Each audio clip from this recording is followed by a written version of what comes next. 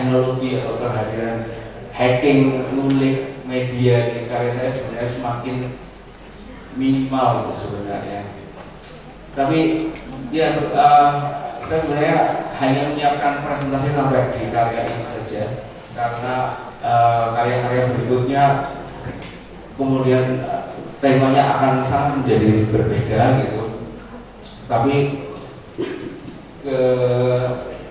pandangan saya pada media baru, media baru menurut saya adalah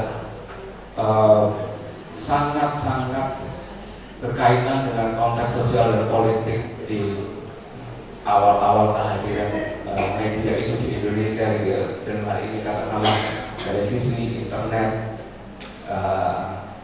komputer gitu, itu entah kenapa, entah kebetulan atau tidak, itu nyaris terjadi di sekitar awal-awal reformasi. Dan menurut saya waktu itu, kalau tidak bagi saya, media baru itu menjadi bahasa gitu, menjadi medium sekaligus dipakai untuk sebagai bahasa gitu, untuk mengekspresikan kegembiraan, euforia atas reformasi. Saya merasakan medium-medium itu menemukan fungsinya, menemukan signifikansinya di masa-masa itu gitu. Nah, sebenarnya pertanyaan yang besar adalah media baru saat ini konteksnya apa, yang disebut baru, kemudian saat ini itu apa gitu. Ya itu akan jadi perbincangan panjang yang mungkin kita bisa bicarakan nanti. Gitu, terima kasih. Ya, sungguh sangat luar biasa Mas Jokert atas pemaparannya. Ada beberapa hal yang kemudian saya tangkap dari materi yang diberikan oleh Mas Jokert pada siang menuju sore hari ini di dalam Musara Sehat.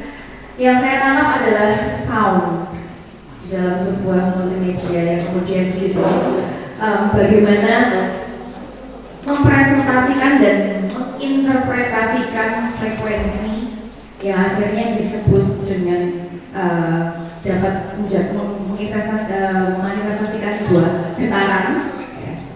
Kemudian otomatis di situ ada kekebalan energi yang dirasakan yang dibalut dengan seni multimedia.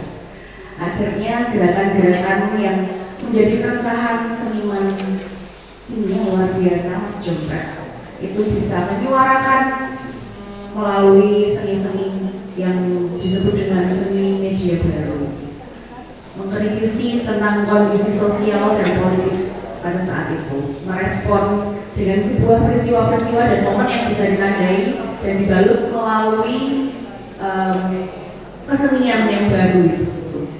Karena memang yang tak lain dan tak bukan, kemudian seni itu akhirnya hadir dengan berbagai macam bentuk yang sangat fleksibel dan dinamis, terus berubah dan selalu berkembang menyesuaikan dengan perkembangan zaman. Yang hari ini pun juga sebetulnya memang banyak sekali yang menjadi sebuah pengetahuan yang baru, yang akhirnya art and science atau seni dan ilmu pengetahuan itu bukan hanya sekedar ilmu pengetahuan, tapi juga itu bisa menjadi gerbang untuk bisa lebih secara luas dan lebih mendalam itu menuju ke dunia yang lebih luas gitu, dari berbagai macam disiplin.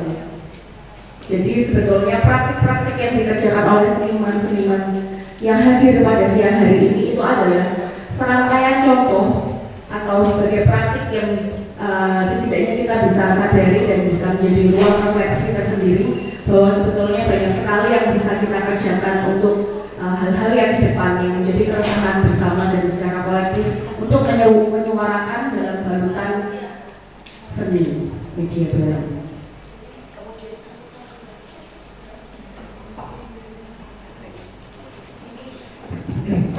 Ini juga seni media baru ya Bu ya. Teknologi ya, kadang-kadang memang punya limitasi dan itu memang harus direspon. Untuk kita sebagai manusia juga masih punya kemampuan untuk merespon hal-hal yang di luar kendali teknologi. Sebetulnya pada siang hari ini juga ada pembicara dari Dewan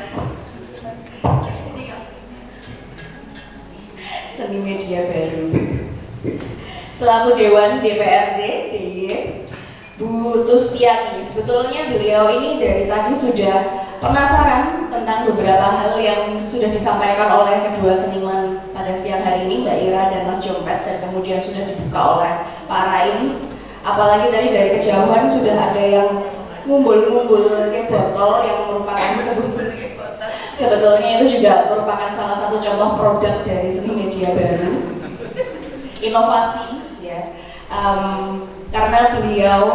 Karena Bu Tustiani juga akhirnya sempat tergerak dan bertanya, kayak sajane iso didol apa ora? Dan alkoholnya berapa persen?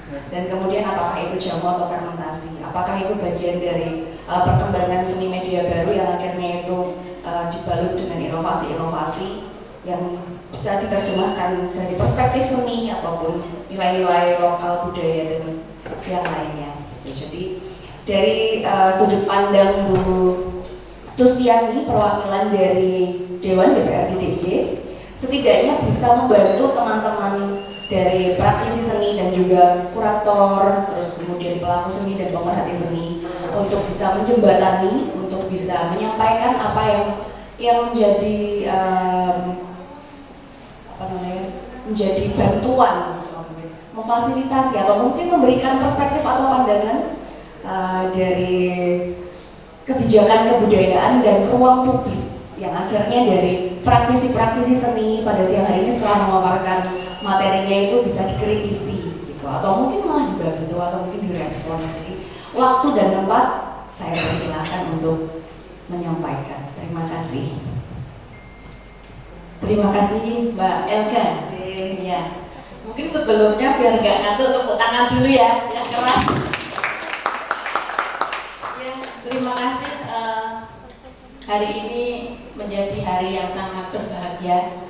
Saya diberikan kehormatan untuk berada di tengah-tengah orang hebat, di tengah-tengah para praktisi seni, kemudian di tengah-tengah para seniman yang ada di daerah istimewa Yogyakarta. Jadi terima kasih sekali. Mungkin sebelumnya saya juga, ini adalah saya itu peran pengganti. Sebenarnya yang hadir pada siang hari ini teman saya yang bernama Ibu Rita, tetapi karena ada halangan kemudian diberikan mandat itu kepada saya sehingga saya berada di tempat ini. Yang pertama saya memberikan apresiasi kepada teman-teman dari Dinas Kebudayaan DIY yang sudah memberikan tempat, memberikan slot anggaran untuk teman-teman seniman di DIY ini untuk berdiskusi di acara seminar ini. Kemudian ini hal yang baru bagi saya.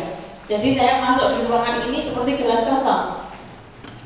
Saya komunikasi dengan Mas Rai, dengan Mbak Irena dan teman-teman dari Disku tadi juga, ini apa ya? Ini barang baru ini. Kemudian saya juga tadi malam googling, ini apa? Kok saya itu belum ngeh gitu loh. Sampai dengan saya diberikan presentasi dari Mas Raing, dari Mbak Irena, dari Mas Jomet, kok saya bingung ya. Gitu.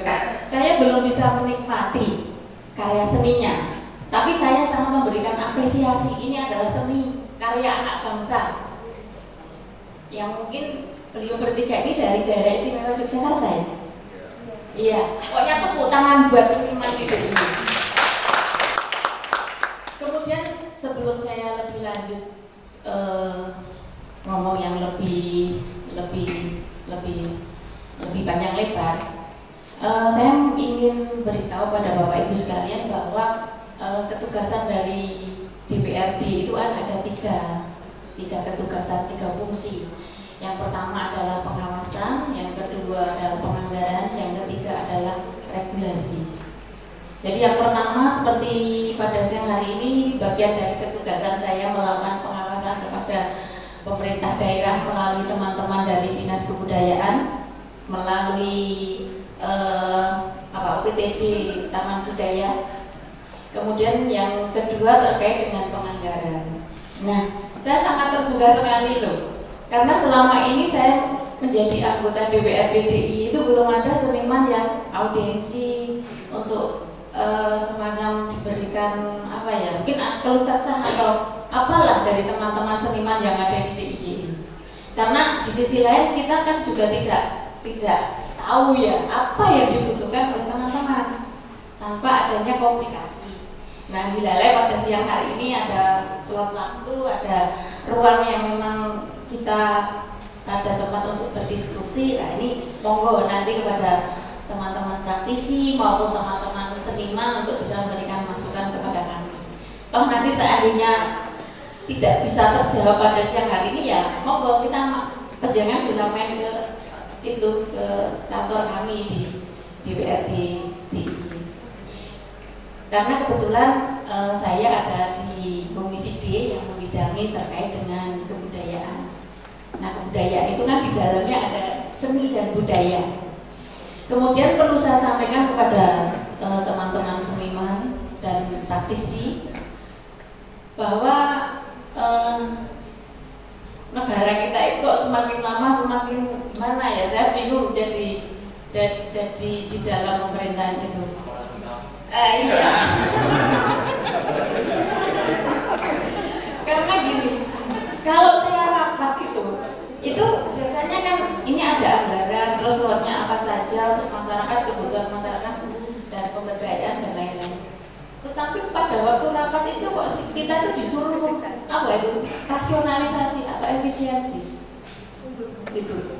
Dan kemarin sore itu Sri Mulyani Menteri Keuangan Republik Indonesia sudah memberikan warning bahwa anggaran untuk keistimewaan daerah istimewa Yogyakarta itu yang awalnya itu 1,2, kemudian ada tambahan jadi 1,4 menjelang pemilu itu, setelah pemilu diefisiensi menjadi 1 triliun, tahun depan menjadi 750 miliar.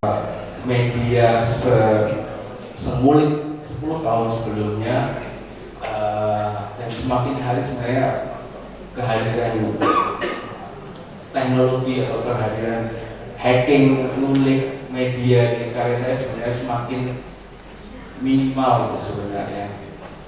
Tapi ya saya sebenarnya hanya menyiapkan presentasi sampai di karya ini saja, karena karya-karya berikutnya kemudian temanya akan sangat menjadi berbeda gitu.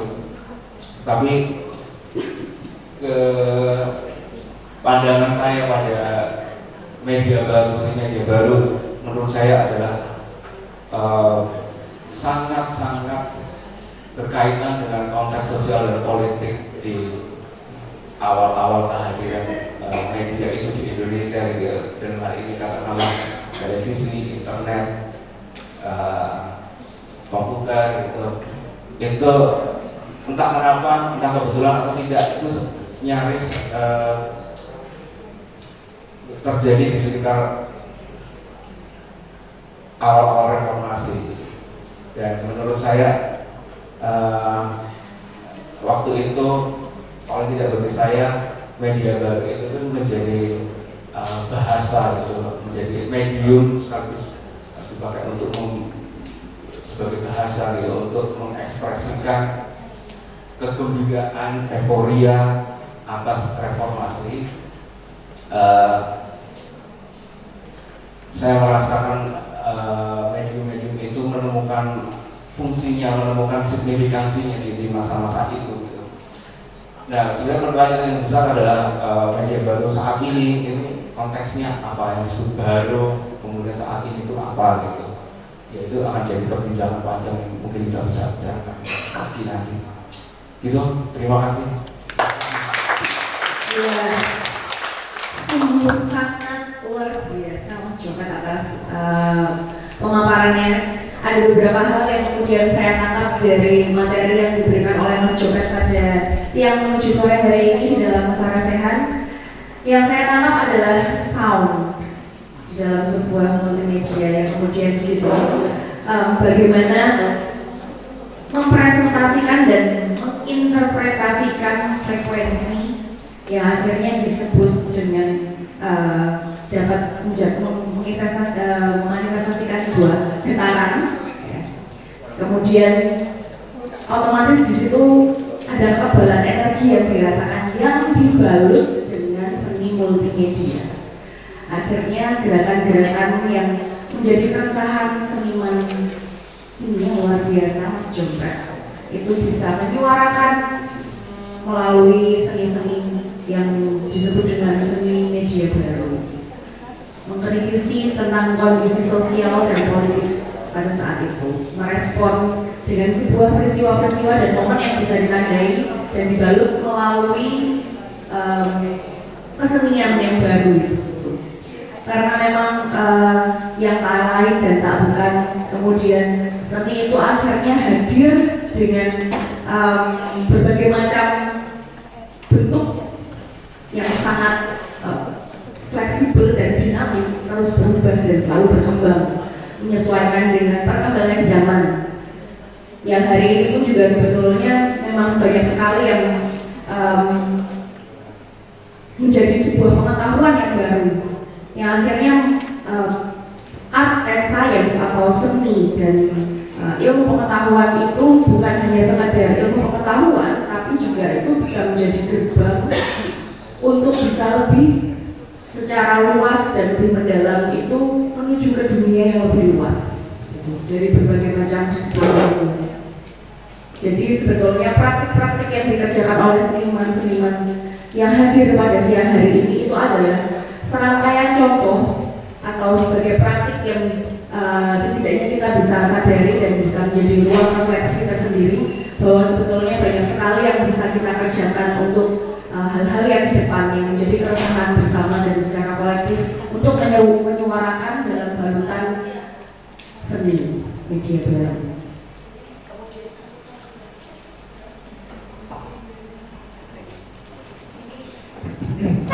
Ini juga seni media baru ya Bu ya.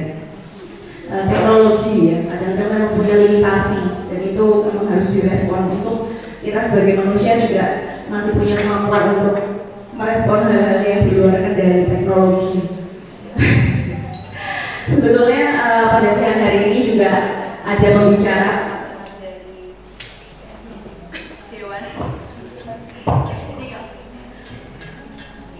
seni media baru selaku Dewan DPRD DIY, Bu Tustiani. Sebetulnya beliau ini dari tadi sudah penasaran tentang beberapa hal yang sudah disampaikan oleh kedua seniman pada siang hari ini, Mbak Ira dan Mas Jompret, dan kemudian sudah dibuka oleh Pak Raim.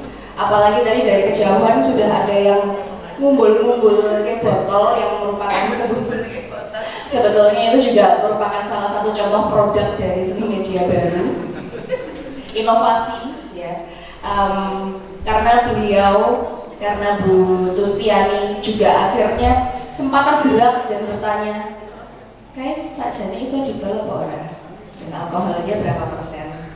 Dan kemudian apakah itu jamu atau fermentasi? Apakah itu bagian dari perkembangan seni media baru yang akhirnya itu dibalut dengan inovasi-inovasi yang bisa diterjemahkan dari perspektif seni ataupun nilai-nilai lokal budaya dan yang lainnya. Jadi dari sudut pandang Bu Tustiani, perwakilan dari Dewan DPRD DIY, setidaknya bisa membantu teman-teman dari praktisi seni dan juga kurator, terus kemudian pelaku seni dan pemerhati seni untuk bisa menjembatani, untuk bisa menyampaikan apa yang menjadi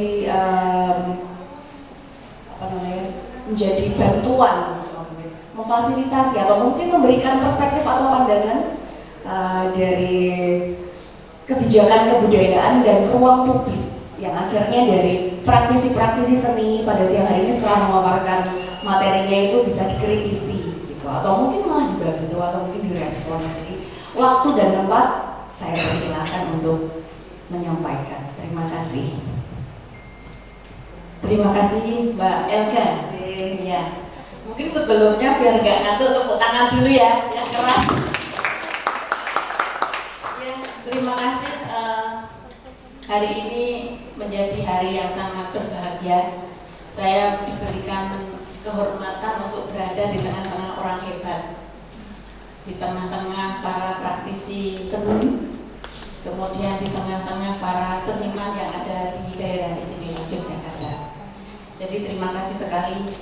Mungkin sebelumnya saya juga, ini adalah saya itu peran pengganti.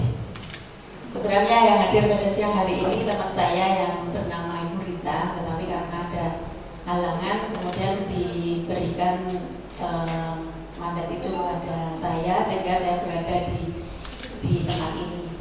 Yang pertama, saya memberikan apresiasi kepada teman-teman dari Dinas Kebudayaan DIY yang sudah memberikan tempat, memberikan slot anggaran untuk teman-teman seniman di DIY ini untuk berdiskusi di acara seminar ini. Kemudian ini hal yang baru bagi saya. Jadi saya masuk di ruangan ini seperti gelas kosong. Saya komunikasi dengan Mas Rai, dengan Mbak Irena, dan teman-teman dari Disbu tadi juga, ini apa ya? Ini barang baru ini. Kemudian saya juga tadi malam googling, ini apa? Kok saya tuh belum ngerti gitu loh. Sampai dengan saya diberikan presentasi dari Mas Rai, dari Mbak Irena, dari Mas Jomet, kok saya bingung ya. Gitu. Saya belum bisa menikmati karya seninya, tapi saya sangat memberikan apresiasi. Ini adalah seni karya anak bangsa yang mungkin beliau bertiga ini dari daerah istimewa Yogyakarta ya. Iya, pokoknya tepuk tangan buat seniman itu ini. Kemudian sebelum saya lebih lanjut ngomong yang lebih panjang lebar, saya ingin beritahu pada Bapak Ibu sekalian bahwa ketugasan dari DPRD itu ada tiga ketugasan, tiga fungsi. Yang pertama adalah pengawasan, yang kedua adalah penganggaran, yang ketiga adalah regulasi.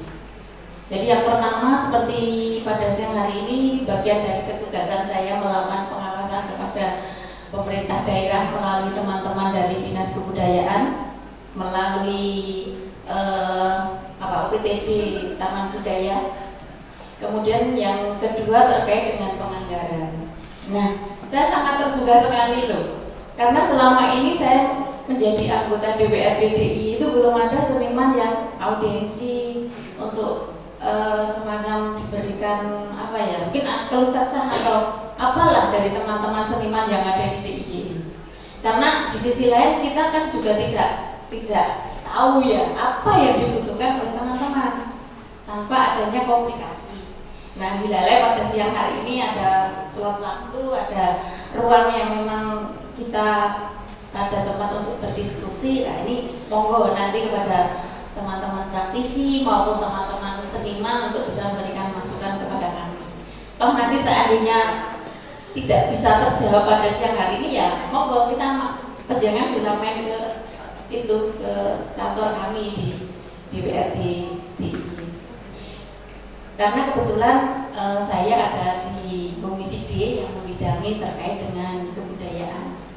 Nah, kebudayaan itu kan di dalamnya ada seni dan budaya. Kemudian perlu saya sampaikan kepada teman-teman seniman dan praktisi bahwa negara kita itu kok semakin lama semakin gimana ya, saya bingung jadi di dalam pemerintahan itu. Iya. Karena gini, kalau saya rapat itu biasanya kan ini ada anggaran, terus slotnya apa saja untuk masyarakat, kebutuhan masyarakat dan pemberdayaan dan lain-lain. Tetapi pada waktu rapat itu kok kita tuh disuruh apa itu rasionalisasi atau efisiensi gitu. Dan kemarin sore itu Sri Mulyani Menteri Keuangan Republik Indonesia sudah memberikan warning bahwa anggaran untuk keistimewaan daerah istimewa Yogyakarta itu yang awalnya itu 1,2, kemudian ada tambahan jadi 1,4 menjelang pemilu itu. Setelah pemilu diefisiensi menjadi 1 triliun 800 tahun depan menjadi 750 miliar sampai dengan 800. Napa mboten ngerantes. Tadi teman-teman disebut itu piye Mas sesuk lem rasionalisasi. Sudah Bu, kita sudah persiapkan untuk plan pertama, plan kedua dan ketiga. Jadi ini Bu, jerohannya dari pemerintah DIY yang mendapatkan gelontoran yang namanya dana keistimewaan. Biyen 1,4, saiki sesuk 2026 iki dadi jadi 800. Gimana ya, ini ya memang harus dilalui, itu aturan perinstruksi dari presiden itu. Nek ora ya awake dhewe ora oleh gelontoran liya-liya. Ya mudah-mudahan kita berdoa besok tahun depan seminar seperti ini juga ngasih gitu loh. Jangan-jangan ikuti efisiensi. Iya. Tapi ingat loh, apresiasi juga. Saya itu kalau jadi narasumber di tempat lain, itu nggak ada loh yang prasmanan. Di sini prasmanan. Kalau di sana nasi kotak. Enggak, tapi mungkin ya nggak efisiensi mau prasmanan. Jadi rodo ondrowino menurut dia diperajak kayak karena dinas kebudayaan. Kemudian tadi saya menangkap dari Mbak Irene itu terkait dengan tempat ya Mbak ya. Tempat artinya ruang bagi teman-teman seniman khususnya media bari itu untuk bisa berekspresi. Nah, galerinya kan mungkin sudah ada. Kemudian saya tadi tanya lebih rinci lagi lah, terus dibutuhkan apa Mbak? Ya semacam kayak studio gitu loh Bu. Nah, studio itu duitnya kalau kayak orang sidik toh Mbak, iya toh Mbak? Iya. Dan saya kira ya apa-apa ki iso sih. Yang penting penjenengan teman-teman dari seniman di DIY ini bersatu untuk bisa lebih meyakinkan kepada pemerintah daerah. Pemerintah daerah itu kan kaitannya dengan perencanaan, kemudian dengan teman-teman yang ada di DPRD karena beliau adalah eksekutor kaitan dengan penganggaran. Jadi itu ya sedih-sedih senang saya tuh. Senang ketemu jenengan seniman hebat di DIY. Sedih ini sesuk tahun ngarep anggarannya diefisiensi. Mudah-mudahan untuk seniman DIY ora diefisiensi lah. Kemudian tadi saya menyambung apa tadi yang di portal itu ya. Kalau di Bali mungkin masuk ya. Di Bali itu kan ada budaya untuk minum arak. Jadi ada unsur budayaannya, kemudian ada unsur ekonomisnya, karena kan itu kalau dikemas dengan sangat baik kemudian dikurasi di dinas UMKM DIY, siapa tahu itu nanti bisa dijual bebas loh. Itu kan kadar alkoholnya berapa? 14. Itu lolos enggak? Lolos maksudnya lolos untuk mirasnya itu loh, fiskal tidak. Oh belum lolos, soalnya harus diturunkan lagi. Saya nggak pernah daftar. Enggak, maksudnya ini kan kita itu debatnya itu. Ya lolos. Oh gitu. Sama dengan bahan lokal yang penuh kemanis rasa pengawet. Oh gitu. Karena kan kita sebagai dewan itu juga mendorong kepada masyarakat untuk bisa menciptakan varian baru. Siapa tahu itu nanti menjadi varian yang bisa Jadi fermentasi jamu pertama di Indonesia. Iya. Jamu. Awalnya dari apa itu bahannya? Empon-empon dan lain-lain. Oh. Yang jamu Jawa itu. Oh gitu. Fermentasi berapa tahun? 4 bulan. Oh 4 bulan. Karena kan wine itu lebih lama kan lebih mahal, lebih enak juga katanya. Ya aku tahu minum, nih pesawat itu loh, pesawat itu kan ada tuh wine, ada white wine, ada red wine gitu. Ya nggak apa-apa lah, yang penting orang mabuk gitu loh, orang kokean gitu. Nah, tadi saya ditanyain Mbak Elga, Ibu mau ngerasain, tak ngerasain. Itu mau dibantu. Tadi saya cuma menawarkan siapa tahu ibu mau mencicipi. Gak apa-apa Mas. Ya, jadi kita itu mendorong seniman ya bisa mengekspresikan jiwa seninya sekaligus yo bisa bisa untuk kehidupan kedepannya. Kira-kira setuju nggak seperti itu? Nah, itu loh. Jadi penjenengan itu bisa menyalurkan hobi, di sisi lain penjenengan juga, oh ini bisa menghasilkan secara ekonomis. Jadi kehidupan penjenengan itu tetap dalam keadaan stabil. Itu harapan saya, ya. Seperti itu. Entrepreneur bisa, si seni juga masuk, nah, seperti itu harapan kita. Mungkin seperti itu, apa ya, semacam kita sharing ya, karena saya di tempat ini saya belajar banyak ini, ya seperti seperti kuliah umum di bidang seni. Terima kasih semuanya. Terima kasih sekali Bu Tustiani namanya, Bu Tustiani. Memang sebetulnya seni media baru itu memang benar-benar baru ya Bu, walaupun tadi sudah terpatahkan itu sudah mati. Jadi sebetulnya itu memang dari kacamata berbagai praktisi yang mengkritisi tentang fenomena-fenomena yang terjadi di perkembangan seni hari ini gitu.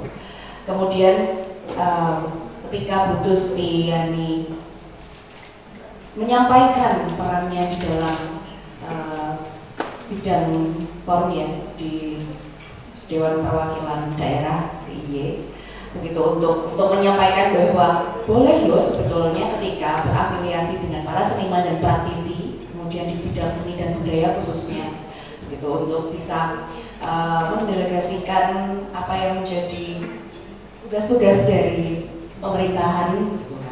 Itu adalah fasilitas yang disediakan dan bisa mengakomodir ide-ide yang bisa menjadi inovasi keberlanjutan. Kemudian sebetulnya masalah efisiensi itu juga bisa menjadi pemantik untuk ide baru untuk membuat karya new media ya Bu ya sebetulnya. Banyak sekali seniman-seniman hari ini yang sangat mudah untuk merespon peristiwa, sehingga itu yang menjembatani adalah new media di dalam perkembangan seni kontemporer di Indonesia yang merupakan fenomena yang bisa kita lihat bersama-sama, mulai dari seni rupa, pertunjukan, kemudian dari dibalut oleh multimedia yang bisa disampaikan oleh Mas Jompet dan Mbak Ira tadi, bahwa bukan hanya musik saja tapi sound sudah tidak lagi bisa apakah ini musik kemudian nyaman didengarkan atau tidak karena bentuknya juga sangat beragam dan yang penting ya musik suaranya begini begitu, getarannya ya begini gitu, dengan frekuensi-frekuensi yang manusia sendiri bisa menangkap dari sekian hertz sampai sekian hertz gitu.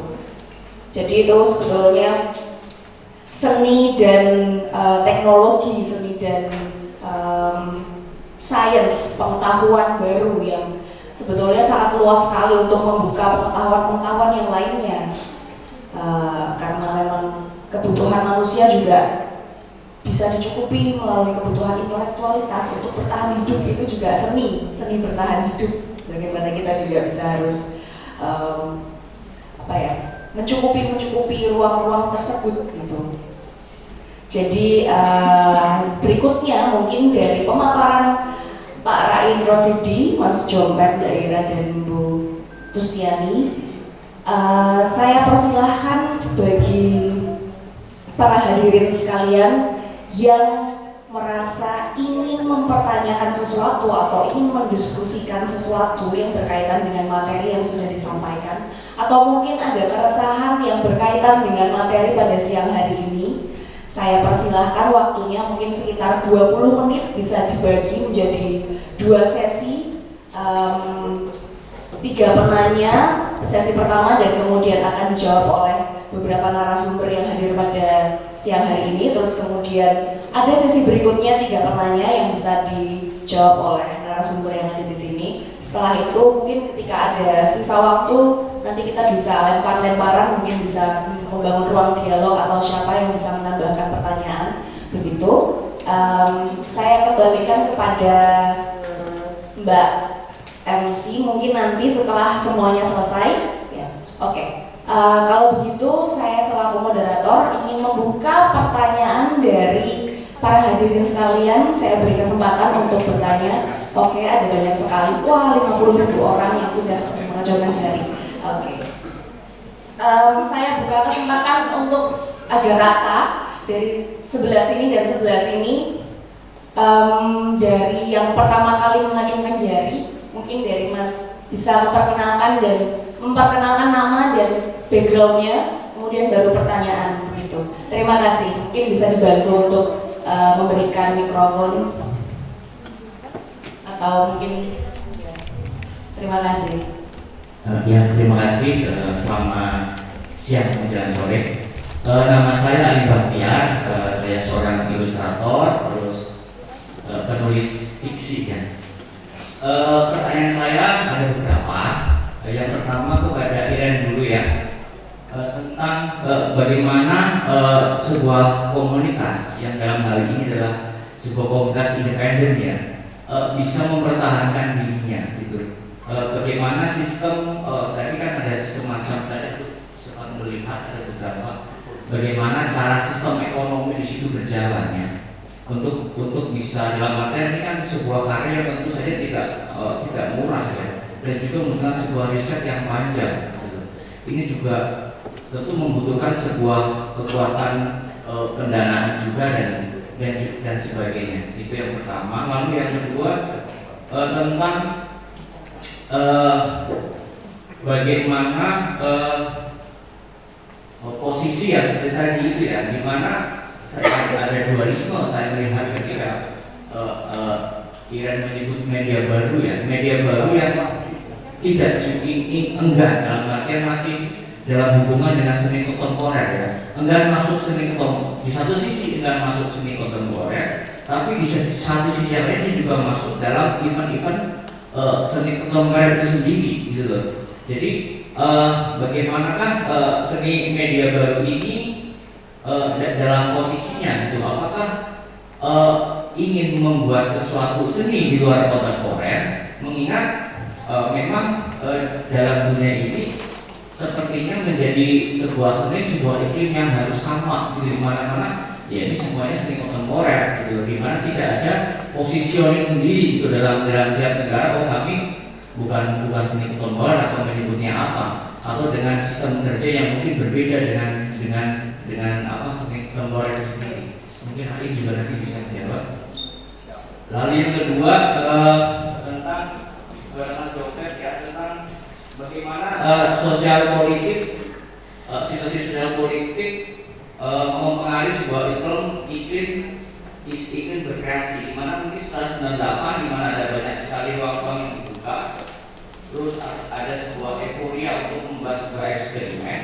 Lalu ketika mungkin sistem yang sekarang ini ya, apakah nanti ada perbedaan dalam artian pendekatan terhadap kreativitas itu sendiri, dan juga bagaimana hubungan antara seni dengan negara, dalam artian bagaimana seni ini dalam artian bisa mengkritik atau dalam tanda kutip mencandai negara gitu, seperti itu. Lalu kepada Ibu DPRD ya,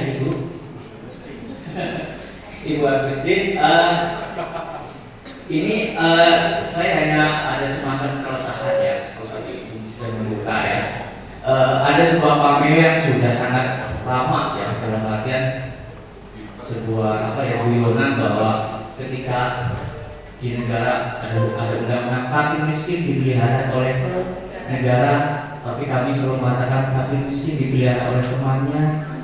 Terus ketika juga seniman di sini dalam artian kan dia seperti sebuah makhluk tersendiri ya, dalam artian ya seniman selama ini kan kayak semacam dibiarkan dalam artian berkembang dalam sistemnya sendiri gitu, dimana negara juga dalam adat ini ya ketika hampir tidak memelihara dengan dalam artian sebuah proses-proses yang mungkin eksperimental dan sebagainya ya, yang memelihara sebuah sistem yang sudah ada berjalan terus-menerus gitu.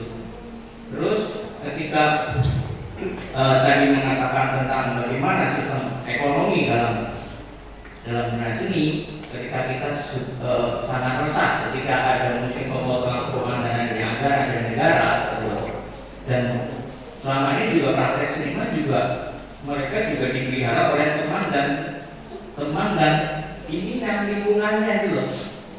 Karena yang bisa membuat hidup seniman ya ekosistemnya, lingkungannya sendiri. Lingkungan di dalam negara ini juga lingkungan dalam dunia gitu loh. Dan bagaimana misalkan tadi mengatakan ketika akan misalkan sistem apa tadi tentang minuman gitu loh. Dan bagaimana misalkan apakah DPRD juga dalam hal ini bisa menciptakan sebuah perlindungan dan ini undang-undang, di mana undang-undang itu bisa dalam artian membuat regulasi yang membuat sebuah misalkan sebuah minuman ini bisa beredar secara luas, tidak terhindar dari misalkan yang selama ini terjadi ya sweeping dan juga ada banyak sekali penyerangan atau apa dari misalkan ya organisasi masyarakat seperti itu. Terima kasih.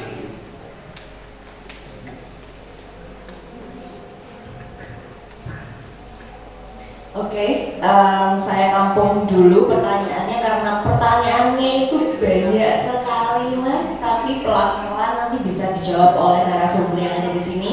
Saya ulangi nanti pertanyaannya. Yang pertama yang saya tangkap adalah yang diajukan untuk Mbak Ira tentang bagaimana komunitas independen itu bisa bertahan dari sistem ekonomi yang dibentuk dengan gempuran yang ternyata itu juga terus ada, terutama masalah ekonomi yang ada di Indonesia ataupun secara global, bagaimana cara komunitas tersebut bertahan secara independen untuk dalam sistemnya. Terus kemudian ada pertanyaan berikutnya yang bagaimana posisi termasuk yang tadi ketika Mas Ali Bahtiar ya mengatakan ada dualisme mengenai media baru yang kaitannya dengan kontemporer. Apakah posisi media baru itu lepas dari seni kontemporer atau termasuk juga di dalam seni kontemporer, karena pada kenyataannya cara praktik itu juga mengikuti beberapa peristiwa atau event-event yang terjadi dalam festival-festival kontemporer gitu. Jadi bisa dipaparkan tentang identifikasi atau mungkin identitasnya sebetulnya dari sudut pandang Mbak Ira sebagai narasumber di sini itu bagaimana? Begitu. Langsung saja. Terima kasih. Terima kasih pertanyaannya. Untuk bagaimana kita bisa bertahan organik ya sebetulnya, atau jadi sebetulnya untuk setiap riset-riset yang panjang itu biasanya memang kita independen dulu, dan kemudian ketika mungkin ada beberapa grant yang sifatnya cocok dengan kita untuk meneruskan proyek-proyek itu, tapi pada awalnya selalu independen bantingan gitu ya. Atau kita juga menerapkan kadang sistem arisan tapi lebih banyak bantingan, karena itu berdasarkan sebetulnya untuk bergabung ke komunitas itu jadi berdasarkan ketertarikan. Jadi dan ketertarikan di situ ketika dia tertarik pada sebuah proyek atau tertarik untuk menginisiasi sebuah proyek, dan kemudian kalau sudah mau kemana proyek itu kemudian berjalan atau mau sampai kapan dia bertahan, karena itu tergantung marwah karya itu ada di mana dan bagaimana kemudian dia membawa orang itu berada di komunitas itu. Kayaknya sama semua di Jogja ya, rata-rata berdasarkan kesukaan, ngumpul-ngumpul, lucu-lucuan, berlanjut menjadi sebuah proyek. Nah, proyek atau karya atau kolaborasi. Untuk pertanyaan kedua, posisi tarik menarik antara seni media baru dan seni kontemporer. Mungkin kalau pengalaman saya hampir sama ya, kayak Jombang. Waktu itu saya pernah di interview juga di IPC kayaknya sama Yuswantoro Adi, dia ada yang bisa dijawab. Dan kemudian malah kesimpulannya, oh kalian mungkin seniman kaya-kaya ya, jadi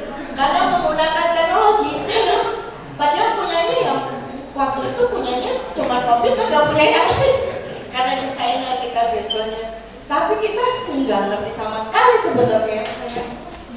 Kenapa kayaknya nggak nyambung deh, dia ngomong sendiri akhirnya kita menjawab apa itu nggak nyambung. Terus kemudian di akhir-akhir ya saya juga paling sering curhat sama Iwan atau sama Mbak Yani juga pernah nangis-nangis ya, karena Mbak Yani ini karya gimana ya, ini karya kenapa sampai dia ini mengerikan ya buat saya waktu itu. Terus ini saya harus gimana posisinya, itu seharusnya bukannya ada di galeri tapi kenapa sampai ke sana, itu agak yang mungkin Mbak Yani pengalaman yang lebih banyak. Jadi untuk karya-karya yang sifatnya rencananya tidak aktivisme juga, rencananya adalah inovasi, tapi kemudian itu berakhir di sebuah lembaga yang agak aneh gitu ya. Dan bagaimana kita kemudian harus mengantisipasinya, bahkan bukan hanya dengan segi kontemporer sih, bahkan dengan institusi-institusi yang tidak pernah terpikir sebelumnya gitu.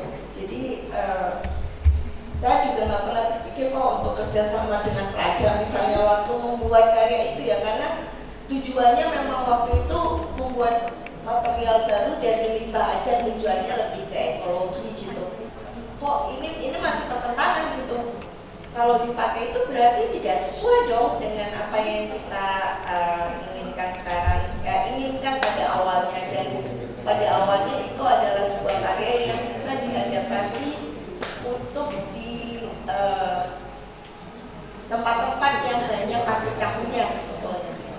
Dan kemudian malah yang mengadaptasi Adidas malah sekarang itu juga masih pertentang. Ini marwah karya ya, kita bicara marwah karya seni media baru itu kadang-kadang salah tempat gitu, atau kita dipertanyakan hal-hal yang sebenarnya kita nggak ngerti juga gitu. Karena pada awalnya marwahnya memang kita ngulik-ngulik aja sih, kita membuat sesuatu, kita mengerjakan inovasi atau kita mengerjakan aktivisme ya, sering ya sama Iwan juga gitu, misalnya ngobrol juga, curhat juga tentang bagaimana kita meregenerasi sebuah pengetahuan itu juga cukup sulit gitu ke generasi berikut. Jangan, kalau dengan seni kontemporer pada awalnya kayaknya saya lebih banyak melongonya waktu itu daripada jawab. Terima kasih. Terima kasih atas jawabannya Mbak Ira. Apakah sudah merasa terjawab? Nggak apa-apa, nanti kalau misalnya memang belum puas dengan jawabannya bisa diselesaikan di luar sambil karaoke dan ya party. Memang sebetulnya yang saya simpulkan dari jawaban-jawaban itu adalah tergantung kondisional dan memang perlu adaptif. Ya, ketika seniman itu memiliki critical thinking atau pemikiran kritis terhadap sesuatu, akhirnya keresahan itu menjadi modal untuk bagaimana mereka bisa bertahan. Gitu. Jadi kesimpulan tersebut bisa menjadi bagian dari jawaban Mbak Ira. Bagaimana mereka itu bisa bertahan dari gempuran ekonomi, dan kemudian bagaimana cara menyikapi posisi seni media baru dan kontemporer gitu. Jadi sebetulnya ya itu tergantung dari perspektif juga, karena itu fenomena yang terjadi. Jadi belum ya. Oke, untuk pertanyaan berikutnya dari Mas Ali Bahtiar, untuk mempersingkat waktu saja ditujukan kepada Mas Jompet. Bagaimana sosial politik itu bisa mempengaruhi iklim berkesenian, apalagi setelah reformasi begitu? Apa yang akhirnya tidak berkaitan dengan sistem pemerintahan dan kemudian perkembangan dari kebijakan-kebijakan di dalam negara gitu ya Mas, kurang lebih. Nanti kalau misalnya memang ada pertanyaan yang memang mau disusulkan bisa langsung dan langsung dijawab. Oke, saya langsung saja. Terima kasih. Tapi pertanyaannya sangat besar ya. Saya merasa mungkin tidak mampu menjawab itu dengan definitif gitu ya. Tentu saja kalau melihat apa yang berlangsung di kesenian, hubungan kesenian Indonesia dengan pemerintah itu ya tentu saja kita melihatnya gitu. Itu selalu berjalan bersama gitu. Apa yang terjadi di politik itu selalu merubah bahasa seni gitu. selalu seperti itu saya. Atau dengan kata lain, politik atau pemerintah itu mungkin juga sebuah sumber yang paling inspiratif gitu loh buat seniman gitu. Kalau ada yang bergerak gitu, ada yang berubah, ada yang di politik gitu, ada yang berubah, ada yang bergerak di politik itu tuh sebenarnya itu kalau melihat apa yang selama ini berlangsung itu tuh selalu menjadi bagian gitu dari eksplorasi estetika menurut saya. Ya, saya pribadi saya memulai kesenian hanya dari katakanlah dari era reformasi sampai sekarang gitu, yang situasinya kira-kira tidak terlalu berbeda gitu. Tentu saja ada perubahan, sekarang ada perubahan, tapi ya kira-kira kita masih bisa melakukan apa yang kita ingin. Kita bisa menyampaikan apapun yang kita inginkan sebenarnya ya, pada dasar seperti itu.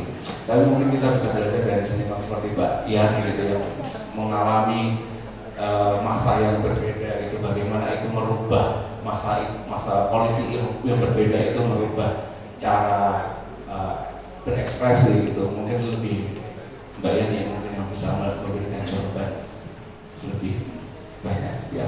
Kita gitu. Sepertinya Mas Jopet ini merasa awkward momen juga lah ini dengan pertanyaan seperti itu tadi. Enggak, ya karena terlalu besar. Oke. Buat saya besar, Ya. Oke. Terima kasih atas kesempatannya untuk bisa merespon dari pertanyaan yang Mas Ali tadi, Alim Bahtiar. Jika memang diberi kesempatan oleh Mas Jopet untuk bisa dijawab oleh Mbak Ramayani, mungkin nanti bisa di sesi setelah selesai sarasehan. Mungkin pertanyaan berikutnya langsung saja saya sampaikan untuk Bu Tustiani dari Mas Alim, bahwa sebetulnya sudah lama sekali ya peran-peran dari pemerintah itu yang langsung terjun ke masyarakat, tapi juga sebetulnya tidak bisa secara keseluruhan itu dirasakan gitu. Kemudian ada keresahan dari Mas Alim Bahtiar gitu, selaku praktisi seni gitu, yang memang di bidang ilustrator. Dia melihat bahwa ada juga seniman-seniman yang memang secara proses eksperimentasi itu tidak secara langsung itu terjamah atau tidak bisa diakomodir secara langsung oleh peran-peran atau fasilitas yang bisa diberikan oleh pemerintahan atau perwakilan dari pemerintahan daerah gitu, untuk melihat dan ketika dari gerakan-gerakan seni atau mungkin dari praktik-praktik seni yang dilakukan oleh seniman dan budayawan gitu, secara kreatif gitu, mereka itu tidak termediatisasi atau tidak dipublikasi atau tidak secara industri itu tidak disentuh gitu kan, otomatis dari kelembagaan, dari institusi pemerintahan juga akan menjadi PR gitu untuk melihat proses mereka berkarya gitu. Jadi apa yang bisa Ibu tanggapi dari pernyataan dan pertanyaannya dari Mas Ali? Saya berikan waktu untuk menjawab dan respon. Terima kasih. Iya, terima kasih pertanyaannya Mas Ali Bahtiar ya. Jadi ilustrasinya saja seperti ini. Orang miskin aja dipelihara oleh negara ya. Jadi itu undang-undang. Kita sebenarnya di daerah istimewa Yogyakarta itu patut berbangga ya. Kita itu mendapatkan support anggaran dana keistimewaan itu luar biasa. Itu di daerah lain nggak ada. Hanya di DIY sama Aceh. Dan itu sangat mensupport di bidang seni budaya di daerah istimewa Yogyakarta ini. Salah satu ilustrasi adalah sekarang ini teman-teman seni budaya ya. Salah satu contohnya mungkin yang familiar di masyarakat itu seperti ada wayang, kemudian ada ya pokoknya yang familiar di masyarakat itu kan semua sudah difasilitasi oleh pemerintah. Dan dalam arti lain termasuk kemudian teman-teman pelaku seninya itu juga mendapatkan support anggaran spot anggaran itu sudah menyasar ke pribadi mereka loh ya, tidak hanya paguyubannya, tetapi sudah bisa memperbaiki kehidupan menjadi lebih baik. Karena walaupun secara rate dari tahun ke tahun itu nilai dari sebuah apresiasi kepada para pelaku seni budaya itu rate-nya semakin turun, karena ini berdasarkan dari pengamatan saya, semakin kesini itu dana keistimewaan semakin familiar, semakin semakin menjadi masyarakat itu tahu, sehingga semakin kesini masyarakat itu semakin banyak yang ingin meraih dana keistimewaan itu, sehingga rate-nya kalau dulu itu wayangan itu bisa 35 juta, sekarang beli 30 juta, tetapi keseniannya ada 3. Ini salah satu ilustrasinya, ada wayang, kemudian di sela-sela wayang itu nanti di hari berikutnya itu ada sendera tari, kemudian hari berikutnya ada kejogleson dan lain-lain, atau mungkin ada embrio kesenian yang ada di wilayah tersebut. Jadi ini hanya ilustrasi, Mas. Mungkin dari pemerintah itu belum secara rinci menyasar ke komunitas seni yang mana gitu. Tetapi mungkin dari teman-teman dinas kebudayaan di bidang untuk memberikan apresiasi bagi para seniman, saya kira ada, Mas.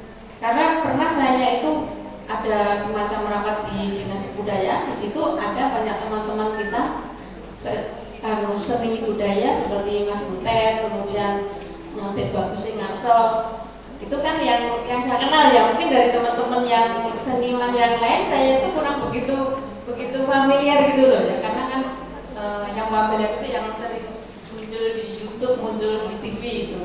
Nah, moga nanti teman-teman bisa memberikan masukan, suatu saat bisa ketemu kami di DWRT untuk bisa gimana ya Bu baiknya ke depan untuk teman-teman seniman yang memang membutuhkan sentuhan dari pemerintah daerah. Mungkin jawabannya kurang begitu memuaskan ya. Iya. Oh, tadi saya karena sebenarnya saya juga mendorong agar teman-teman seniman itu bisa memberikan kontribusi di bidang UMKM ya. Jadi di sisi lain hobi tersalurkan, tapi secara ekonomi juga akan menambah pemasukan. Ya, sebenarnya itu nanti menjadi tugasnya dari dinas Pindakop kaitan dengan hasil karya dari teman-teman yang nggak tahu itu hasil karyanya apa, tetapi kan harus melalui kurasi-kurasi yang memang itu ada regulasinya, dari mulai ada semacam kalau UMKM itu kan harus mempunyai BPOM, kemudian PIRT, kemudian ada izin usaha dan lain-lain. Itu ada tahapannya, Mas. Jadi memang UMKM di DIY itu harus melalui seperti itu supaya bisa sampai ke level yang lebih tinggi, kemudian kalau memang kurasinya itu lolos bisa diberikan stand di bekas hotel Mutiara. Jadi Pemda DIY itu kan sudah mempunyai tempat atau stand, itu hotel Mutiara itu kan dibeli oleh Pemda, kemudian diberikan fasilitasi bagi UMKM yang ada di DIY untuk memberikan diberikan tempat agar mereka bisa menampilkan hasil karya mereka.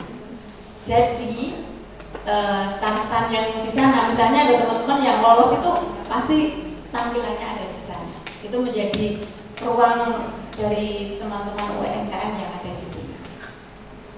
Jadi untuk ke level yang lebih atas itu memang harus melalui tahapan-tahapan, dan itu membutuhkan waktu dan ya mungkin biaya juga kaitan dengan perizinan. Tapi saya yakin dari pemerintah DIY memberikan kemudahan untuk teman-teman yang memang sangat konsen untuk bisa kedepannya itu kehidupan yang lebih baik. Mungkin gitu. Nanti ya Mas Ali. Terima kasih Bu. Sebetulnya mungkin ini pertanyaan yang akhirnya menjadi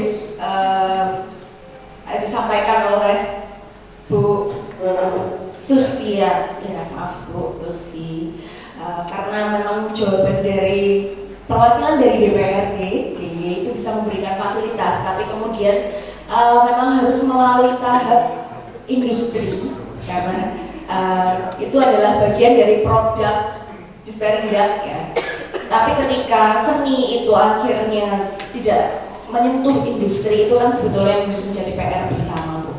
Mungkin harapan dari teman-teman seniman yang mungkin bisa diwakilkan dari Mas Ali ya tersebut adalah bagaimana DPRD itu bisa memberikan atau menjembatani komunikasi, setidaknya menampung keresahan gitu, agar bisa walaupun tidak tersentuh oleh media, walaupun tidak tersentuh oleh industri, tapi bisa saling berkelibang gitu, peran-perannya. Terima kasih Bu atas waktunya dan jawabannya. Semoga nanti bisa menjadi perenungan tersendiri bagi Mas Ali Bahtiar untuk bisa berindustrialisasi atau mungkin bisa menjalani kehidupan yang lebih industrial. Jadi untuk pertanyaan berikutnya bagi penanya bisa saya berikan kesempatan untuk yang di sebelah sini, seperti tadi sudah ada yang booking dari jauh-jauh, Mas yang pakai slayer warna merah yang berambut tinggi, langsung 3 saja, tapi saya mohon mungkin setidaknya pertanyaannya tidak terlalu banyak untuk dibagi-bagi kepada kesempatan yang lainnya. Iya, satu pertanyaan jadi bisa 3 orang, tapi satu pertanyaan itu langsung bagaimana, siapa, nah itu kan lumayan. Tidak bertanya. Oke. Jadi saya berikan waktu dan tempatnya untuk dari sisi sebelah sini untuk bertanya. Mas yang pakai baju bisa memperkenalkan diri dan memberikan pemaparan background dan kemudian pertanyaan disusulkan oleh pertanyaan. Tidak usah banyak-banyak. Terima kasih Mas. Saya Iwan Wijono, publik lebih mengenal saya aktif di seni performance art karena muncul di awal reformasi 98 yang Pak Patung Soeharto itu kami dan teman-teman di UGM itu meledakkan reformasi dari sana. Walaupun tidak hanya di performance, akhirnya aktif ngurusi sampah yang kemarin rame dengan tadi plastik dengan Presiden Jerman itu dibantu di Pinang. Terus apa lagi? Aktif berkesenian. Saya juga aktif bersama MRKI Majelis Guru Petani Indonesia sebagai yang berada di sini. Saya mau menyampaikan menarik dan bertanya bahwa leluhur itu berkarya sesajen di gunung, di pantai, di sungai, di hutan, di pasar atau di setiap ritual pun itu semuanya berbeda. Dan itu bersifat antroposofis dalam arti science dan spiritualitas itu satu kesatuan. Dan itu mempunyai energi elektromagnetik dan berfungsi gitu. Nah, kami ini masyarakat adat yang mengalami modernisasi, mengalami post-modernisasi, bahkan post-human. Yang dari kan 2, post-human itu aerobotik, juga post-human dalam arti post-anthropocene. Kita melampaui modernitas yang cenderung liberal, yang destruktif, memunculkan social distortion, natural disaster, non-stop worldwide every day sekarang. Nah, kita mengalami modernisasi, post-modernisasi dan post-human itu sebagai laboratorium peradaban dunia, beragam isu mutakhir untuk praktek seni budaya kontemporer. Berbeda dengan Barat, mereka secara linear transisi dari pagan ke masa gereja, masa modern, masa kontemporer itu terkotak-kotak dengan jelas. Kita tuh secara simultan, kita masih ritual, tapi sudah praktek digital. Nah, dan kata seni dengan kata seni berbeda. Seni itu berarti persembahan jujur dan terhormat. Jadi seni itu berunsur ritual dan sakral.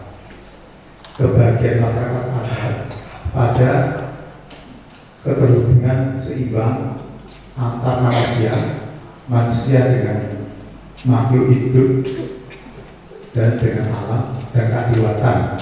Segitiga itu, ini keadilan manusia, alam dan segala isinya. Itu kalau hubungan seimbang itu kita bahagia, tetapi pangan, air, oksigen dan semuanya lancar.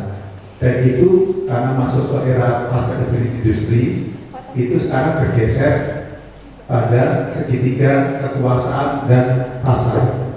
Yang atas itu corporation, yang kiri eksekutif, yang kanan itu army.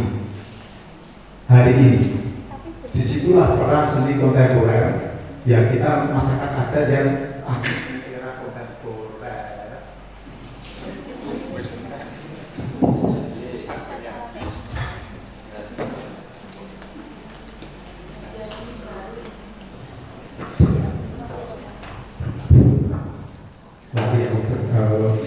Ada di era kontemporer itu karena sesajen tadi kan nggak membedakan media teknis bentuknya tidak, tapi pada peristiwanya sama kita di era kontemporer keindahan peristiwa bukan keindahan media dan teknis dengan isu tema tertentu betul kan kita semua beragam kesadaran kalau isu tema tertentu bertemu publik ruang waktu yang punya data yang berbeda dengan media teknis yang dipilih menjadi tidak peristiwa 5 bagi Pancasami yang mau saya tulis itu.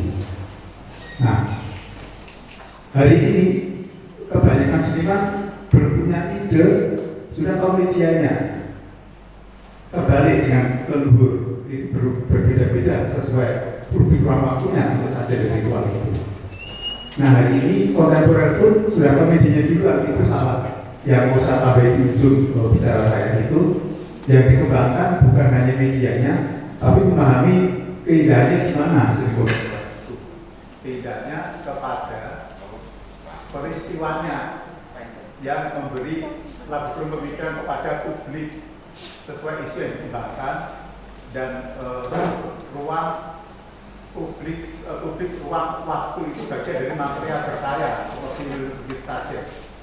Hari ini seniman top dunia karya sama terus tergantung ide tesnya pasti langsung di pasar enggak nanti kita kerjanya. Tapi kita orang tradisi yang di era kontemporer pada tidak peristiwa bukan tidak media jadi tambahnya di bicara saya ada bukan hanya pencarian media baru tapi bagaimana mengembangkan keindahan peristiwa itu yang sekarang makin langka. Terima kasih. Kita berikan tepuk tangan. Terima kasih atas respons dan tanggapannya, menambahkan perspektif dari sudut pandang Mas Iwan Wijono sebagai art performance, kemudian melihat bagaimana perubahan paradigma mengenai seni kontemporer dari masyarakat adat terdahulu secara tradisional dan hari ini yang begitu berkembang melalui berbagai macam media dan lini disiplin yang akhirnya itu bagaimana cara menciptakan seni kontemporer gitu, dengan alur yang akhirnya terswitch ya berbeda yang akhirnya sebetulnya pemaknaannya pun juga menjadi pertanyaan gitu. Bukan tidak bisa tidak teknis kemudian dari ini. Oke, bukan seperti itu ya. Akhirnya jadi ada pergeseran makna atau paradigma yang akhirnya berubah gitu dari perkembangannya seni kontemporer dari dulu hingga kini. Langsung saja dari pertanyaan selanjutnya, ya, Mas, saya persilahkan untuk bisa di. Ini yang masih baterainya. Ini bisa alat baterainya. Kalau udah jam 10 mas. Sudah Jamnya mas. Terima kasih. Saya Dik Sudi dari Sewon. Latar belakang adalah seni rupa dan sekarang berada di desain komunikasi psikologis, praktisi ketoprak. Itu yang pertama adalah keresahan kesenian atau seni itu bermula dari situasional yang diciptakan oleh negara. Misalnya sana saat ini yang lagi tren adalah bendera One Piece. Ini karena mereka sudah hampir kehilangan nasionalisme, kemudian muncullah One Piece dan di mana-mana yang lagi viral para kawan-kawan ini membuat One Piece terus dibubarkan oleh aparat, terus dibuat gambar itu sebenarnya ini kan kritik untuk negara. Sebenarnya sinyal baru, media baru ini sebenarnya ini bisa dikatakan seperti itu, semacam keresahan masyarakat. Kalau zaman dulu, zaman saya masih kecil, ini juga sebenarnya sudah ada seni media baru, yaitu jalangkung. Ya, jalangkung media baru, jadi antara mistis dan seni rupa dan seni pertujuan atau seni ekonomi juga. Karena dalam jalangkung nanti akan dimintai nomor berapa. Oke, itu dari jalangkung didanai apa? Kemudian dari jalangkung juga bisa buat lukisan-lukisan untuk jalangkung. Ini sebenarnya media baru. Nah, pertanyaannya adalah seni media baru ini kira-kira nanti masuk jurusan apa? Atau jurusan seni murni, atau seni terapan, atau buat program sendiri. Mohon nanti yang berkepentingan untuk akademisi, kiranya perlu juga ini seni media baru dibuat jurusan atau sedang masuk ke dalam dunia, atau masuk juga dalam seni murni. Karena murni dari keresahan warga, murni keresahan apapun. Tentunya kalau dulu karena kemiskinan yang merajalela, jalangkung jadi solusi untuk bisa menciptakan nomor-nomor untuk atau untuk naruh dalam ketika itu. Kalau sekarang seni politik dan ini budayanya dan yang sangat ada One Piece ini bendera sudah kemana-mana dan aparat sudah mulai intervensi terhadap masalah dan meluapkan kegembiraannya dengan melukis mural One Piece, tetapi ada beberapa aparat untuk membubarkannya, dibuat itu sepeda dan sebagainya. Kira-kira nanti masuk jurusan mana? Yang keduanya itu anggota dewan. Karena saya ingin praktisi ketoprak. Kapan kira-kira bisa diimplementasi sekolah ketoprak? Jadi kalau anggarannya, karena tahun ini infonya tahun ini loh, seni kebudayaan yang lainnya tidak ada anggaran kecuali ketoprak. Jadi festival antara Kapanewon kabupaten di nanti yang kemungkinan di DTB juga. Ini hanya ketoprak, teater, terus tegelan. Ini tidak ada anggaran tahun ini. Infonya di masing-masing kalau betul memang jelas betul ini sudah hari ini cuma yang ada anggaran memang hanya ketoprak festivalnya. Nah, karena di ini sebenarnya walaupun ketoprak dari Solo belum mulanya, tetapi kodanya di meluapnya viralnya di kapan kira-kira anggota ini bisa mengadakan buat sekolah ketoprak. Minimalnya buat saudara yang membidangi nanti diskusi di situ workshop yang mengangkat seni ketoprak ini, karena banyak sekali jurusannya bisa penyutradaraan, bisa penulisan naskah, bisa acting, karawitan dan sebagainya. Jadi seni ketoprak ini saya kira perlu diperjuangkan bagaimana bisa buat sekolah jurusan ketoprak atau tidak nempel ke isi atau nempel ke AKN atau nempel kemana atau karena nanti di Klaten jika ini anak-anak SMP sudah bagus sekali cara main ketoprak. Masa kita karena Klaten ya kita punya dan familiar. Demikian, terima kasih. Terima kasih atas waktunya. Langsung saja. Oke, satu lagi ya dari belakang. Terima kasih. Selamat siang, nama saya Novita Rufiana. Saya mahasiswa jurusan Seni Murni ISI Yogyakarta. Yang ingin saya tanyakan adalah kepada Ibu Anggota DPR dan DPRD berkaitan, mungkin ini agak out of topic dari tema seminar ini ya, tapi saya tadi tertarik dengan permasalahan industri kreatif. Di mana di kampus kami itu industri kreatif memang sedang industri UMKM dan kewirausahaan itu sedang digalakkan. Ini terbukti dari pendanaan yang kami dapatkan dari kampus dan juga dari nasional. Tetapi ada satu hal yang kami belum mendapatkan fasilitas, yaitu tentang birokrasi.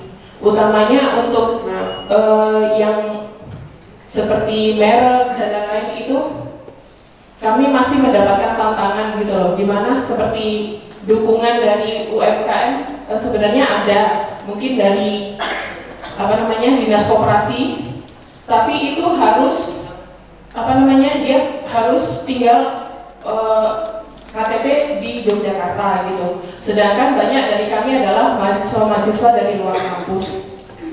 Di sini saya ingin menanyakan apakah ada dukungan lebih dari rencana dari pemerintah gitu untuk bisa memberikan fasilitas khusus kepada mahasiswa, utamanya mahasiswa ISI itu kan seni, di mana di situ industri kreatif itu sangat berkembang gitu, bahkan bisa menjadi pusatnya gitu.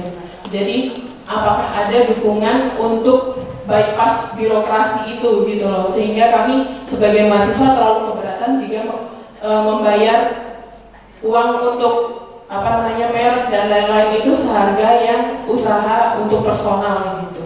Terima kasih.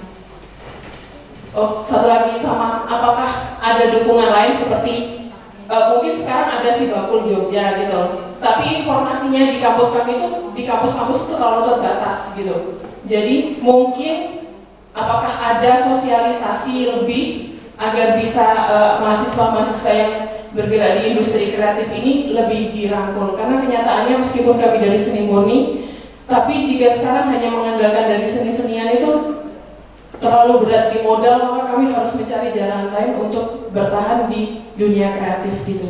Terima kasih. Terima kasih atas waktunya. Langsung saja ditanggapi dari Ibu Tustiani untuk menanggapi beberapa pertanyaan dari dua penanya yang akhirnya bisa oke.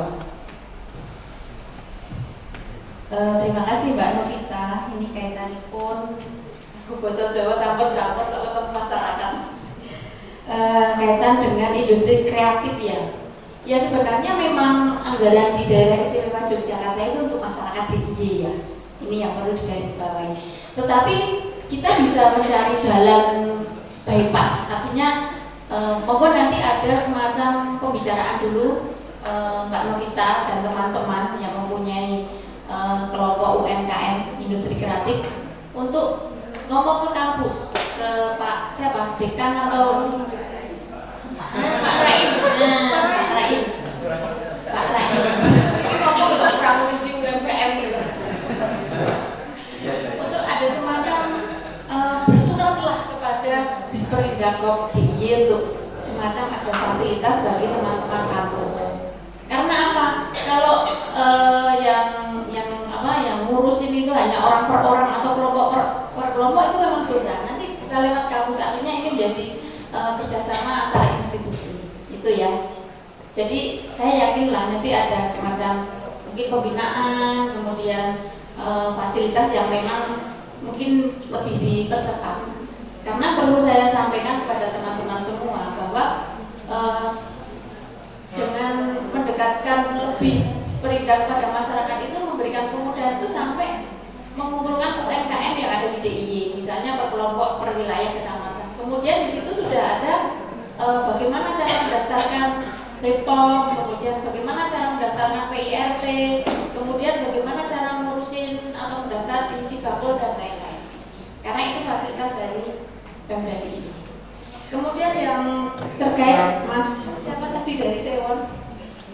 Pak siapa? Dik Suhadi. Mas Dik. Terkait dengan ketoprak ini. Ini usulan yang baik Pak. Nanti saya sampaikan kepada teman-teman di AKN, karena AKN itu tahun ini mau menambah prodi Kria.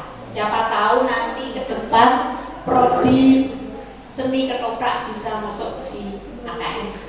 Karena ini menjadi ikon baru di DIY bahwa AKN itu memberikan fasilitas kepada masyarakat dengan biaya Rp0.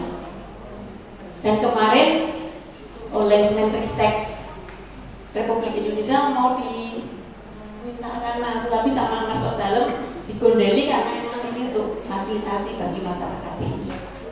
Dan itu diampu oleh Dinas Kebudayaan dan Dinas Pendidikan Olahraga. Jadi ini menjadi milik kita semua, monggo sekolah AKN itu memang selain biayanya Rp0 juga nanti setelah lulus, setelah selesai pendidikan akan diberikan fasilitasi.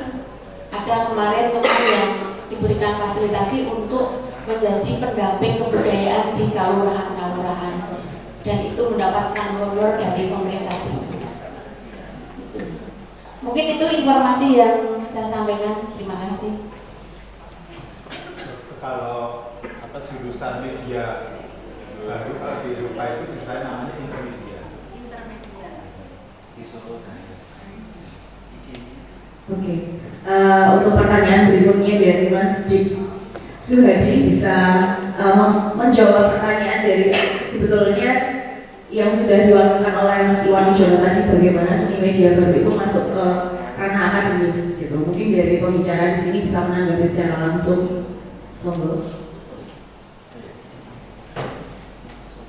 Terima kasih. Mungkin aku nambahkan Mas Alif dulu ya dari soal seni kontemporer dan seni media baru.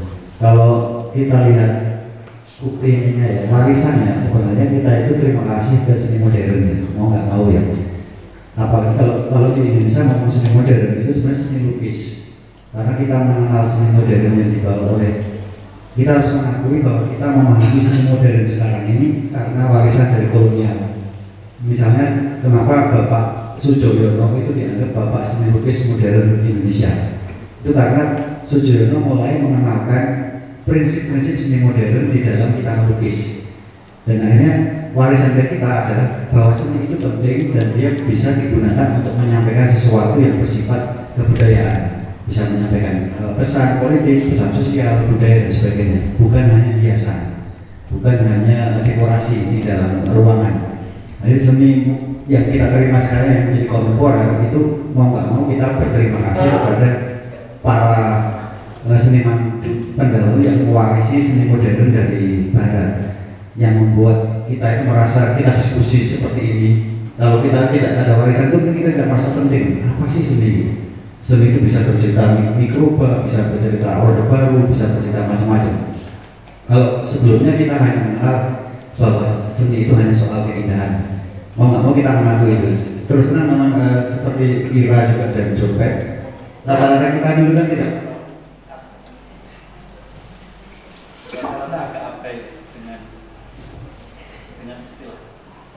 Dengan istilah kontemporer, karena istilah kontemporer itu terlalu serius bagi kita, apalagi waktu dulu kita masih muda, masih pengen coba. Tapi mau nggak mau kalau kita lihat sekarang, seni kontemporer itu bukan hanya soal kita tidak perlu mendefinisikannya, tapi itu sebenarnya peluang untuk menggambarkan apapun yang terjadi hari ini, termasuk juga seni media baru. Memang setiap cabang keilmuan akan memiliki relasinya sendiri-sendiri, memiliki jaringannya sendiri.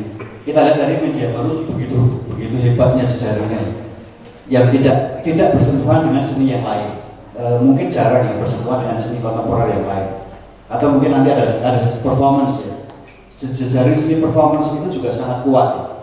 Iwan Wijoyo Putro itu dulu hampir tidak pernah ke Indonesia. Dia selalu keliling dunia dengan jejaringnya. Covid of Iwan Wijoyo Putro. Kan jarang yang menyebut namanya Covid. Itu jejaringnya kuat sekali. Tetapi mungkin juga nggak terlalu peduli dimasukin seni kontemporer atau tidak. Tapi dalam pemahaman saya sendiri dulu juga tidak terlalu menerima itu. Kenapa sih harus jadi seni kontemporer? Tapi mau tidak mau kita kalau melihat sekarang, kita bisa meminjam istilah yang dipakai oleh sosiolog Arjuna Padure soal globalisasi budaya. Jadi seni kontemporer itu bisa jadi kita perlakukan sebagai instrumen yang sama di globalisasi ini. Instrumen yang sama yang bisa menampilkan keberagaman. Kalau di dalam konsep dia kan instrumen yang sama itu bisa mindscape, ethnoscape, findscape, mediascape, technoscape. Jadi dalam pengertian dia kita itu digumuli oleh scape, semacam landscape yang kita tidak bisa lepas dari scape itu, tetapi dalam bentuk yang bermacam-macam. Salah satunya mediascape. Mungkin seni kontemporer itu adalah mediascape yang kita dikungkung di dalamnya Ya boleh kita mengidentifikasi, saya tidak peduli seni kontemporer, tapi skipnya itu, instrumennya itu akan membawa kita ke ruang arena yang sama. Misalnya kemudian kita ketemu di sini, ini kan ada alasan ketemu di dalam ruangan ini adalah membicarakan seni. Mungkin nanti ada pameran, ada bienal, ada diskusi, talk show dan sebagainya yang di dalam kerangka instrumen seni rupa yang akhirnya kita namai seni rupa kontemporer. Ya kalau di dalam akademi memang di kampus kita tidak bisa lagi seni kontemporer itu tidak bisa lagi diklaim seni murni gitu. Bahwa ini milik seni murni karena seni kontemporer menerima seni craft, desain, kemudian seni yang lain bahkan audiovisual di dalam ruang seni kontemporer itu. Tidak bisa lagi seni murni mengklaim bahwa ini akarnya dari seni murni.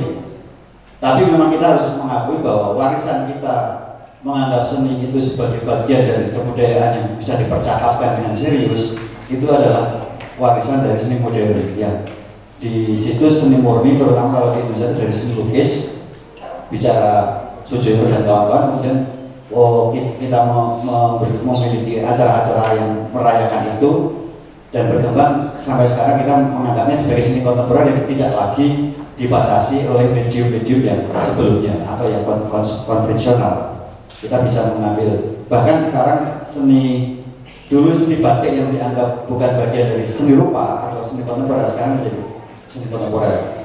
Saya setuju dengan pandangan Iwan Wijono bahwa apa yang dari leluhur kita pun bisa dimasukkan di sini di dalam percakapan di seni rupa kontemporer, karena seni rupa kontemporer adalah ruang yang kalau kita berpikir optimis itu ruang yang membuka banyak peluang untuk mempercakapkan bermacam identitas dan bermacam gagasan yang mungkin tidak lagi dibatasi dengan media, bisa apa saja. Ya itu masih debatable sih, tapi bagi saya kalau mau nggak mau kita kalau ingin memiliki istilah bersama untuk mempercakapkan apa sih yang kita lakukan bersama, ya mungkin seni kontemporer bisa menjadi salah satu titik tolak untuk berangkat membicarakan bermacam hal itu. Dan yang jelas kalau dalam sosiologi itu adalah instrumen yang disepakati bersama dan memungkinkan kita untuk menjadi istilahnya nexus ya, menjadi simpul-simpul percakapan yang membangun jaringan. Kalau di kita ada bienal, ada festival, pameran seni rupa, kontemporer, galeri, kampus dan sebagainya. Itu menjadi simpul-simpul yang membuat kita terhubung walaupun percakapan kita bermacam-macam. Dan satu-satunya kalau dalam perspektif saya yang memungkinkan banyak hal dilakukan itu di seni kontemporer. Saya bisa bertemu banyak hal, bisa bertemu mempercakapkan berbagai hal, bisa mengkritisi pemerintah, bisa memuji pemerintah, bisa mendiskusikan politik, agama, sosial dan budaya itu di seni rupa kontemporer. Yang mungkin di tempat lain akan banyak batasan. Mungkin itu. Terima kasih. Terima kasih atas jawaban dan pemaparannya dari Pak Raim untuk menjawab pertanyaan dari Mas D. Haji. Mohon maaf. Oke. Karena memang waktunya sudah overtime dan sebetulnya ini kalau dilanjutkan itu akan menjadi perdiskusian yang panjang sampai larut malam, akan lebih baik jika kita akhiri. Untuk saya kembalikan waktunya pada Mbak MC untuk beberapa pertanyaan yang memang belum bisa disampaikan atau mungkin ada pertanyaan yang merasa belum terjawab, untuk belum puas nanti bisa diselesaikan di luar, di kantin sambil ngopi dan ya ngobrol-ngobrol santai kalau begini. Saya ucapkan terima kasih kepada para pembicara, para Raim Rosidi, Mas Jompet, Mbak Ira dan Bu Tustiani dari selalu Dewan DPR DIY. Bu, matur sembah nuwun sangat J Bu J atas semua kontribusi dan respons, kemudian segala sesuatunya yang akhirnya kita bisa berkorelasi bersama dari berbagai macam lintas disiplin hari ini. Saya ucapkan terima kasih sekali. Saya selaku moderator Theodora Elga Fasih Putri Jati izin pamit undur diri. Semoga salam sehat pada siang dan sore hari ini bisa menjadi pengendapan bagi teman-teman yang hadir pada hari ini. Untuk selanjutnya kita berikan tepuk tangan kepada semua yang hadir. Berikutnya saya akan mengembalikan kepada Mbak MC mungkin untuk menutup dan setelah itu akan bisa berfoto bersama. Terima kasih.